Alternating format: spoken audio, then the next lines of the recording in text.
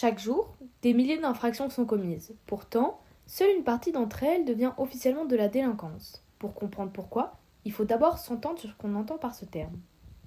On parle de déviance dès qu'une personne ne respecte pas les normes sociales en vigueur dans la société.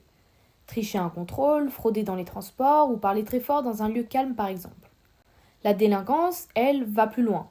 C'est une forme de déviance qui franchit la ligne de la loi. Elle est sanctionnée par le droit et punie par l'État. Autrement dit, tout acte délinquant est déviant.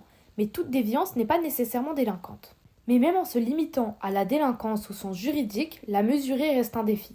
C'est là qu'intervient la notion de chiffre noir, l'écart entre toutes les infractions réellement commises et celles qu'enregistre officiellement la police et la justice.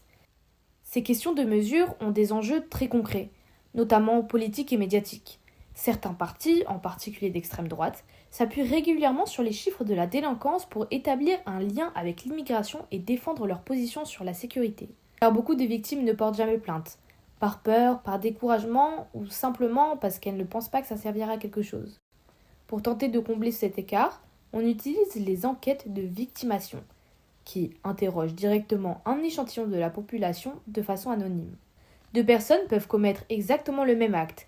Si l'une est arrêtée, jugée et l'autre non, la première sera socialement considérée comme délinquante. Cela montre bien que la délinquance n'est pas une réalité objective et figée. Elle se construit aussi à travers le regard des institutions.